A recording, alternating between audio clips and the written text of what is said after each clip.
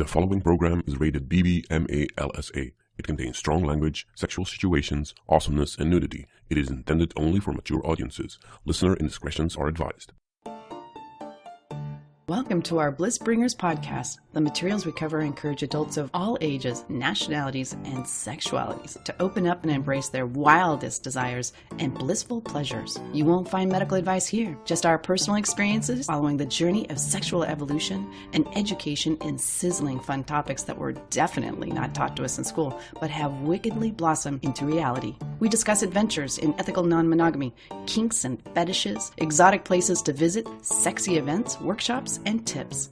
Allow us to seduce you into embarking on new adventures where each day you ask yourself, what's your pleasure? Welcome to episode 9 of Bliss Bringers. This is the closing part of the interview series taken at Domcon. I'm going to keep it short here because we have a lot of interesting people for you to meet. Enjoy. Just Dave. Yes. How did you get the name Just Dave? Because when you go to a club, people are always introducing themselves as Lord So-and-so and Master this and that, and I'm Just Dave with a capital J. You need to trademark that name, you know that? I know. I need to talk to your significant other about stealing my trademark name. He's just John, not just Dave. We're going to have words.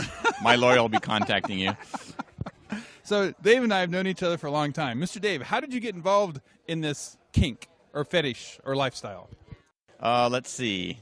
There was a secretary at work that was into this and got a vibe that I might be. So she took us to a local private club for one of their educational seminars. And at that time, I joined the club. In 5 years of membership, I went to one other educational seminar. Then, ironically, her replacement at work and I kind of hooked up, and she came over one time, and I dragged her in the house and did the whole ripping off the panties thing, and we had rough sex, and we both loved it. And so I told her, hey, I belong to this private club, and they have these things called play parties, and I've never been to one, and would you like to go? And she said, sure. And I said, oh, shit, because I'd never been to one, and I didn't know what it was like, and I thought it was going to be like a biker gang, and she'd get raped and I'd get killed, and the rest is history. How old were you? I was about 37-ish. Ah. Late bloomer. You were, but you're making up for time. Oh, I made up for time in the first 12 months. If you could describe one or two things that are your favorite or your best or what you're known for, what would those be? Oh, that's a setup question because you know. Well, I know you, but the other people don't know you, so that's why I have to set you up. Electrical and knife play. Tell me the more. way I Tell me do more. knife play, it does not involve blood play. I don't do any actually cutting. It's more about sensual sensory input. Although 1 week and 6 days ago, it did involve cutting because I stabbed myself in the leg after literally thousands of knife scenes. I got myself pretty good. So it is a dangerous form of edge play. People can get hurt and need to be aware of that. But it is something I really enjoy. Well, at least it wasn't your partner. Nope, I did succeed in not cutting the sub or stabbing the sub or killing the sub. All good things. Does that mean the scene ended at that moment? Oh, no. We're in the middle of the scene. I just stopped for a second and waited to see how big the wet spot on the inside of my pants would get. And I figured if it wasn't dripping below my knee, I was good to go. And it didn't. And so we finished the scene. And then we went in the restroom and looked and see what the damage was. And we move on. That's awesome. How would you describe it to the world that it's a safe and sane thing to do? I don't know how to answer that. But there's the hair test. And I've been out on a lot of vanilla dates. And this lifestyle isn't as strange as you think. And a lot of people have it inside them and don't even know it. So I give the hair test at some point during a first date where I put my hand on the back of the person's back between their shoulders, run my hand up, and I grab a handful of hair and give a little tug. And if they let out a little sigh, I know that they've got some kink in them. And if they go, what the hell are you doing? Then we move on. Well, wait a minute, because if someone does that to me, I'm usually turning at them with claws and fangs ready to rip their ears off their head. Yeah, but you're one of those mutant femdom types. This is for normal girls that are supposed to be nice and submissive. So Just Dave, is this the only lifestyle that you participate in? Man, can I plead the fifth on that one? You may plead anything you wish. Sorry, that just blew that one. No, my partner and I partake in the swing lifestyle a little bit, and it's a little bit ironic. This is changing now, but historically, swingers have all thought BDSM people are warped and twisted and horrible, and BDSM people have thought that swingers are all perverts and horrible. And yet they're both lifestyles that supposedly purport themselves as being so open to everyone's kink is okay. So it's ironic that they've been at odds, and you're seeing more and more crossing over between the two. Are you seeing a lot of polyamorous people in this lifestyle? Not what I would define as true polyamorous people. In other words, you don't see a lot of actual polyamorous relationships. You'll see a lot of people playing with other people in both the swing and the BDSM, but there's very few what I would call families, where you have steady partners that have relationships on several levels and manage to make it work with multiple partners. That's still most people can't make a relationship with one other person work, and you get 3 or 4 personalities in there, and I admire the people that can, because they've got really powerful relational skills. Do you have a job other than being my kinky, sexy knife player? Yeah, I work for a living. What do you do? I am an engineer that currently works for an environmental engineering firm doing demolition and construction. Have you come out to anyone on the vanilla side or your family side? No one in the family knows. Work? No one at work knows. A few ex-coworkers know a little bit, and that's about it. Yeah? I'm like just Dave. I don't let anybody, my family doesn't know, nor do I come out to anybody at work. I keep those separate. But to other people, I sort of come out to them. I'm dipping my toe in. I mean, I colored my hair pink, on my way out the door with my work people. I'm starting to dip my toe in, and my best friends know, but no one in my family knows. Just Dave, do you have anything else that you would like to add? If you Google Phantom Dude 451, you'll find me all over the internet, vanilla websites and kink websites. My only thing that I tell people that are curious, if you're at the least bit interested, I'm not going to convert you, but if you are the least bit interested to figure out what it is, just go. Because you're either going to go now or you're going to go 10 years from now. And if you go 10 years from now, you're going to be kicking your own ass because you're going, why didn't I go 10 years ago and I missed out on 10 years of fun? So I know it's a big leap to go. I was terrified driving to my first party, but really it's just like going to any other bar or club except there's naked people being flogged. What's the best way to find these types of bars and parties? Google FetLife has become a really good resource. That's Facebook for kinky people. That's probably your best bet to start with, would be FetLife. I agree. What about Craigslist? Surprisingly, I was bored one night and looking on Craigslist and saw a lady post something about how she had longings to be tied up and stuff, and I sent her an email, and it wasn't a front for a porn site, and we conversed back and forth, and she showed up at a party that month and was at the party again this last month. It's about 6 months in between the two, and she now is in the scene and going to the parties, and because I told her where the local dungeon was. Excellent. All right, But Craigslist is not the best place because you get a lot of spam and porn sites and blah, blah, blah. All right. Well, that's it. Thanks, Just Larry. All right, thanks. This is Mr. Bill and Cindy, and we're here with Terry. We're in Los Angeles at a private party that is in honor of Domcon, which is going on this weekend. Yay. And so we're going to ask Terry a few questions here. What's your favorite kink or fetish? My favorite thing to do is flog. And how long have you been flogging? Absolutely, that counts. That counts. About 4 years. Boys or girls? I prefer girls. Ooh. She does it very well. I love watching her. Is this something that you've been thinking about for a long time, or is this just something that went boing? No, actually, I think that I have always had a kinky fetish side to me. I have always enjoyed the idea of either being tied up or tying someone up as far as sex goes. When my husband and I decided to have a polyamorous relationship, I decided that I was a superior one in the relationship, so I needed to take care of things, and it just kind of went from there.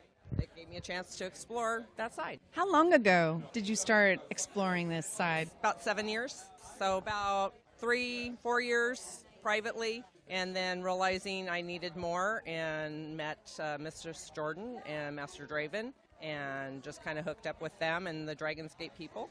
Would you say that Mistress Jordan and Master Dragon are your role models or your mentors in the scene? Definitely. So I know that Terry goes out to a place called Dragon's Gate. What do you like about Dragon's Gate? It's a family. It is. It's a really nice family. Everybody's comfortable out there. How Yes. long have you guys known each other, Mr. Bill and Terry? 3 years? Yep, about 3 years. We met at Fetish and Fantasy about 3 years ago, and we've teased each other ever since. Yes, we have, and we'll continue to. Terry, where are you based out of? I'm in Upland, California. It's east of Los Angeles. Oh, okay. Just at the base of the Southern Mount California Baldy. girl. Yes, Southern California. Okay. If there was one thing that you could tell the world about how wonderful this is, That it's a very sensual experience no matter which direction you take it. Do you switch? Yes. Yeah? Would depend on the top.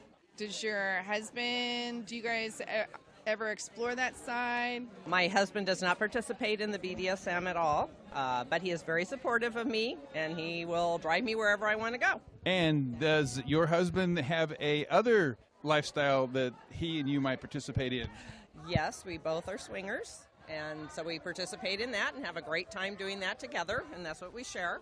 Which is interesting because there's a few people that are in BDSM and swinging, but there's a lot of BDSM people that sort of look down their noses at swingers because they think that there's no sex involved in BDSM, and if you're involved with sex, that's not such a good thing. I think that everybody has their own opinion of how they want to fulfill their lives, and they're entitled to it. Agree 100%. I love that. Perfect. I love it. Thank you, Terry. Wait a minute. I got to mention your corset is gorgeous. Donna Designs. Is that Donna's? Yes, it is. Girl, she is very good. Okay, those that are listening, you have got to order a corset from Donna Designs because they are fabulous. They are fabulous. Are you on any type of dating sites, lifestyle sites? We are on lifestylelounge.com and SLS, River Fun 1. FetLife, I'm Team Mermaid. Do you ever take private sessions if somebody says, I'm looking for a gorgeous dom? Of course. That's why I have my own studio. What's the best way to get hold of you? Through email, mistress, TEE 2012 @gmail.com. There you go, kids. There you go. Have fun, everybody. And I'm here with Mistress Cindy and Violet, and we're going to ask Violet a few questions. Violet, how did you first know that you were interested in this lifestyle? I went to a club and I saw some spanking out there and I was mesmerized. Like, wow, there are people who like that. I do like it too, but I'm not supposed to like that, right? Because I'm a woman. And it took quite a while to go watch, and I was hooked. Now, did you start off as being the bottom, or did you start off as being the top? I started off as a bottom. I figured out that I'm a heavy masochist, but I was shy to show who I really am, and then started switching for some time, and right now I'm only topping. And if you were to tell us what your favorite kink or fetish would be in this lifestyle? Oh my god, there's too many to list. I'll start with body parts. Ass is my very, very, very favorite part. She likes the tushies. I like to grab, bang, grope. Right here. Right there. Everything to do with keep describing. It just so happens that we have a willing participant that has bent over here, and there's a particular part of her anatomy that is being fondled by Violet. I totally, I don't know where is it coming from. And sometimes it's dangerous when I am at a grocery store and somebody's reaching for a piece of something and I see it and I have to go switch it off. That's not the right place. So, yeah. She's attracted to the skin. No, it's just the shape, and I don't know where it comes from. I have no idea, but that's my favorite part. Then fetishes, leather as a material.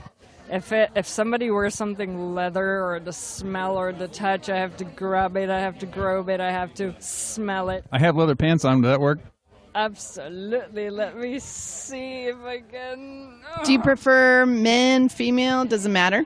It doesn't matter. I play with... Ooh, I just got groped by Miss Violet. Ooh, she has strong hands. I think we should bend him over, don't you think?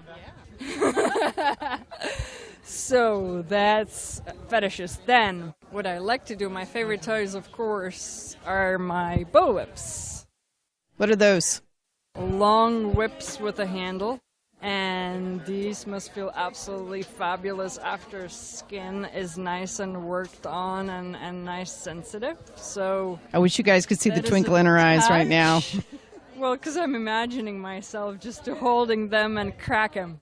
When I crack them, I get into something. Do you transform? Yeah. Absolutely. Something inside just switches. It's like a shock from something where I switch and I turn into this something and I have to continue and then go. So did you have a mentor or someone that actually inspired you to get into this? Absolutely. I had few mentors, actually. I was borrowing Master Arrogant's bullwhip for like a year because I saw, actually, Master Draven let me borrow his first. And I'm like, wow, but this is really expensive business. But I was practicing with Master Arrogant for about a year, and then I just had to get my own. And since then, oh my God, that's my very, very, very favorite toy. You would say that you are a clothes fetish because you have lots of outfits. Does the outfit turn you into this? Once you put on your outfit, then it's like the spark that sets you going? Absolutely, absolutely. When I put it on, the confidence, the domination, the wiring, whatever it is inside, just turns on, and it helps to... There's the twinkle in the eyes again. I'll start barking or growling or whatever I always do when I touch something or when I put something in my hand that I can use or when I touch something with my hand. Wait, look! Like Mr. Bill is bending over. like that, like, oh my God. Oh, she's grabbing my butt. Grab the ass, damn it. So if you were to give advice to someone that is not in this community yet, but they've been thinking about it and they're having those fantasies, where would they begin? Actually, I have met several weeks ago at the Renaissance Fair a person that I was taking pictures with. He had a leather outfit on, and a vanilla person couldn't have worn an outfit like that, even though he looked vanilla, but I was wearing my bullwhip on, and I did some kind of comment where it caught him, and he started asking questions. So we started talking. And he's like, oh my God, when I started dating my girlfriend, we were into it, but we didn't know we couldn't progress because we didn't meet anybody who would help us where to go, what to do, and somehow find out that there's a community out there, that there are so many self-minded people, and there is nothing to be ashamed of. It's actually great where you find your family or friends. Your bliss. Yeah. Your group of people that enjoy switching, learning from each other, and just exploring, experiencing new things, and just have fun. It's a lifetime of growing, and it helps you in your personal life to just find out who you really are. So are you out to any of your family members or some of your vanilla friends from the past? Some of my vanilla friends, but they kind of don't want me to mention it because they don't like it. I took one of my vanilla friends, like good friend, to a bondage ball. So she was there with me. I hold her hand because I said I will because she's scared of it, or she was scared of it. But I was glad she went with me because we're still friends for so long. She needed to see because I was telling her stories. I was showing her pictures and she was kind of scared of it. I'm like, that's not what you see. You have to see it for real. You have to experience it. You have to feel the energy, the vibes from people, how happy they are. Yep. How, like little kids playing on the sand, and yes, this is what I do, and can you do it for me? And I'll help you to fulfill your fantasy if it's my kink, and I'll smile. And then definitely would recommend anybody has a fetish. Every person in this world has several fetishes. I admit it. I have several, one of them. What's your favorite fetish? Other than leather. Giving pleasure, giving pain to somebody. And an exchange of energies where that person enjoys it, and I feed off of the energy, giving them pleasure. That's good. It's much more satisfying than anything else in the world. It's if you find a person that is kind of like your matching piece where you can have fun that is unplanned. So go on FetLife and find a dungeon in the Los Angeles area. I'll name Dragon's Gate, and you might find Violet. Madam Violet, that's my stage name. Thank you, Violet. Thank you, Violet. All right, here we are at Domcon, and we're about to talk to a friend of mine named Miss Wednesday. Miss Wednesday, would you like to define what shade of gray you are? I am a very unusual shade of gray.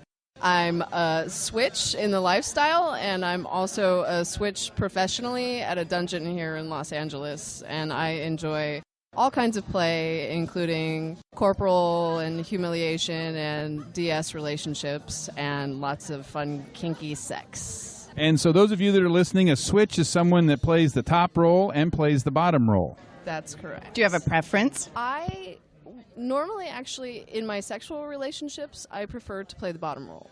But outside of that, when I'm just doing, scening and playing, I very much enjoy both aspects of it. Have any preference on your play when you're in the dungeon? I love corporal punishment. I do have a very sadistic streak, and I like producing sensations of pain and taking people through kind of the roller coaster of sensations from like nice, soft feeling to really heavy pain, provided that they are willing, of course. Now, for this journey into this corporal punishment of pain, what is your favorite toy? To top other people with, I really like floggers and something called tomcats or dragon's tails, things that are similar to whips that provide a stingy sensation for people. So I had a friend of mine, she described the floggers as a thuddy experience and the single tails as a stingy experience. So it all depends on whether you like the thud or you like the sting. That's absolutely. Are you a thuddy girl or a stingy girl? I'm a stingy girl. As a bottom, I very much like stingy sensation toys, including canes, bullwhips, and also just somebody spanking me with their hand can be very nice and stingy as well. Miss Wednesday, how long have you been into this lifestyle? And was there any particular event that triggered your inspiration into this? I've been in the lifestyle for about 5 years now, and I feel like I got into it pretty late in life, in my mid-20s, and I always had a damsel-in-distress fantasy where I wanted to be tied up and forced, quote-unquote, against my will to have sex with somebody. And that's what made me start looking into this lifestyle. But after I got into it, I realized that I had a lot more than a damsel-in-distress fantasy, and as long as I kept an open mind, there were a lot of things that I tried that I enjoyed. That's true.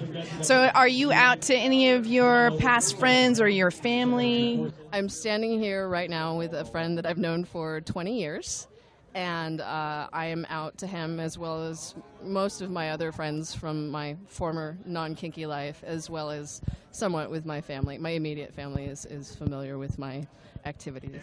And so your friend here, your significant other, it's sweetie, sidekick. So sidekick, have you ever been into the BDSM style yet?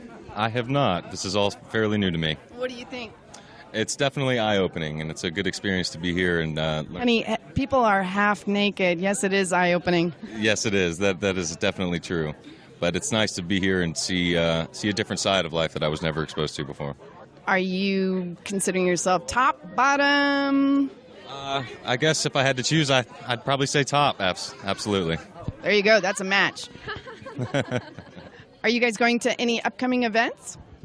We're thinking about going to the fetish ball tonight, and then there's also a lot of interesting classes at this convention. We went to a very interesting one on non-monogamy and transgender dynamics, and they have a lot of really informative things going on here with a lot of kind of people that are very knowledgeable in these specific fields, and it's really great to be able to learn from them and get their experiences. That's awesome. So kinks in the future, fetishes in the future, what do you want to explore? I'm actually just now starting to get more interested in being humiliated as a bottom, which is something that was absolutely repulsive to me beforehand. But I've lately kind of started to have a curiosity about it, not only to experience it as a bottom, but also to be able to do it to my bottoms better, knowing what the headspace is like. Fantastic advice. So, Miss Wednesday, if you were to say something to the audience to explain to them what a safe and place that this BDSM world is, what would you say to them? I'd say, and I think my friend here would agree, that the people here are more respectful and more communicative, more aware of not only themselves but of the needs of the people around them than anybody else in our society. And Miss Wednesday, the listeners to this podcast, is there a way they may contact you? Yes, I have a website. It's whenwednesdaysays.com. And I also have a Facebook page. It's a performer page, and the name is Miss Wednesday. Miss Wednesday. I am on FetLife, also as Miss Wednesday. Excellent. Thank you, Miss Thank Wednesday. you, guys. Good job. I am here at Love Bites, and I am with Miss Serene. So, Miss Serene, you just jumped out at me and started to rub me. Hello. Well, you were beautiful. You are I love this event because I can just stroke any of the beautiful men and women that are here. She's got a tough job. I love my job. So tell us about your job. Well, my job is making pleasure for people. I get to wake up every day and make a toy that gives pleasure to people. And they what are you wearing? It's called a Love Bite glove, and they're the gloves with the bite. So they're soft on one side. They are very soft. Sensual. And then on the other side, they've got little brass studs in them that cause that little bite that you just go, because we all love being bitten in play, right? A good bite in the neck, right? Absolutely. So just kicking it up a notch. Now, Serene, I have a pair of vampire gloves, and they have the little studs on them, but they're leather gloves. What kind of material is in the glove? It's a re-engineering of a knit glove, because the problem with leather gloves is that if you play heavy, and I play a bit heavy, and you get some body fluids on it, say blood, you can never clean them again. So you have to give your expensive pair of leather gloves to somebody. With Love Bites, they're washable, they're reusable, they're vegan, and they start at $22. That is a great, great idea. How much? They're $22. That's it? That's it, Mama. And how would we go about buying them online? The easiest way is lovebitesgloves.com. I mean, can I make it any simpler? No. Love Bites, B-I-T-E-S, gloves with the S. Don't forget the S's, baby. S's, baby. Those are very sexy. I know. Now, So get your Love Bites. Where did you get the idea for this? Well, playing in a dungeon one night, I had a pair and I lost one. And so necessity, and it was a favorite toy in my toy bag. So I started making them for myself, burning my fingers lots of time trying to get it right. But now if you do about 500 pair, you get it down. So on these, are these glued in? How do you? Yes, I glue them in. They're brass studs because brass is antimicrobial. And so, again, you want the washability of them. And so but they also make them in lace. So we got pretty ones with Swarovski crystals on them. I would love to see the lace. I have the fuzzies. I have all different types of chenilles that men love, those styles. So it works pretty well. It's a great combo. So what other events do you guys participate in? I am just starting getting on the road. So Domcon is my second event. I'm a hometown girl in LA. So, I'm here, but I'm ready to go. I'll be heading up to Kink Fest and then Fetish Flea. Are you going to be at Folsom Street Fair in September? I'm working on Folsom. You have to? I'm ready my for God. Folsom, I think. Folsom Street Fair? Yeah, I can do Folsom. September. It's time. It's the time. end of September. Yeah. Mr. Bill and I do Of Folsom Street Fair. course. It's our high holidays. It is. That's a good point. That's the high holidays for the BDSM world. Exactly. This These is where we would come make home. Perfect Christmas gifts, Hanukkah gifts, any type of gifts. Birthday, spanking, special. Anniversaries. Oh, kinky night home, kinky night in. I say it's your basic pervertible, and it's such an inexpensive glove. You can keep them in, and no one will know what they are. Don't get pissed off and You slap just see a someone. pair of gloves. And remember to take the glove off before you masturbate, otherwise you might be in a little trouble. However, I have a few videos of me doing some great hand jobs with these. Again, make sure you're Where do we get these videos? SereneSend.com. There you go, folks. Now you know how to get the lovebiteglove.com, and you know how to get serenevideos.com. There you go. Come and play. So I got to ask you, how long have you been in this kink fetish, honey, sexy I have a lifestyle? book that talks about that. I started at 5. Oh, you wrote a book? I wrote a book. My book is called All My Heroes Were Hoes. I be a hoe. I be a hoe. I will be a hoe. There you go. I was a lucky kid. I was raised overseas. I came across a Japanese bondage room when I was 5. And I went, wow, there's a room for sex. And I got my first Woody. I got turned on just learning about things like that. And I've been turned on ever since. So I've been a geek. And so what's the title of the book again? All My Heroes Were Hoes. It's available on Amazon and Kindle, right? Kindle. That's it. It's calling my name. There you go. Baby. Oh, I love it. Yeah. I like And it. there's pictures. And so I have right-handed reading for learning, Because it's spiritual too. Yeah, yeah. I was a missionary for 12 years, so I come from the whole other world. And it's left-handed reading. So You are very interesting. for right stroking, So for stimulating, there you go. And for those lefties, you've got left-handed gloves? There you go. Oh, yeah. Oh, you get a pair.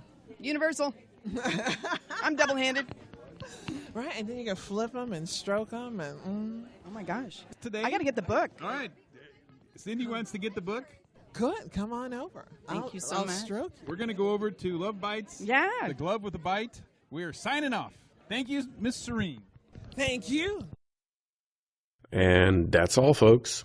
By now, you know that all the good information and the show notes and the links are available at blissbringers.com, so I don't have to mention that anymore, do I? Instead, I'm just gonna say, if you have any questions or comments about this or any other episode, email info@blissbringers.com and we will get back to you as soon as possible. Until next time, What's your pleasure?